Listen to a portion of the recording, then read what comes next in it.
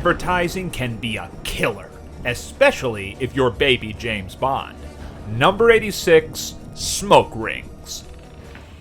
You have a better idea, Barry? No, not at the moment. But I do know this.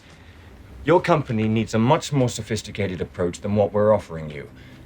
I mean, what sort of drugs were you on when you did this? When people look at this, they're not going to want a nice chockey. They're going to want to vomit.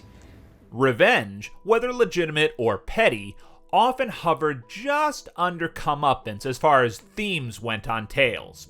Here, we've got youngling ex-con Daniel Craig infiltrating an ad agency in order to exact revenge upon those whom didn't really do anything to him, since he's carrying out this assignment for a mad weirdo who lives in the bowels of the building he used to work at. This episode is the equivalent of leaving money on the table. Chiefly, it treats a juicy plot point as a throwaway bit, wherein had the episode revolved around the MacGuffin device, which is essentially mind control, there's no limit to the kind of dark, weird, kooky, unpredictable shenanigans this one could have gotten up to.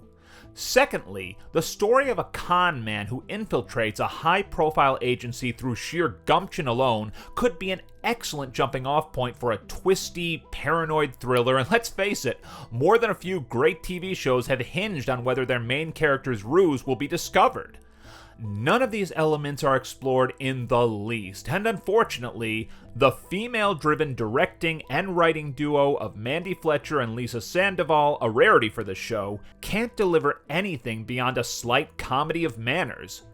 Uda Lemper gets to play the sexy executive who succumbs to Craig's brash charm, but he's no match for Belloc and Wedge. Then again, who would be? Tune in next time, horror hounds, for the Hex installment in my Tales from the Crypt ranking.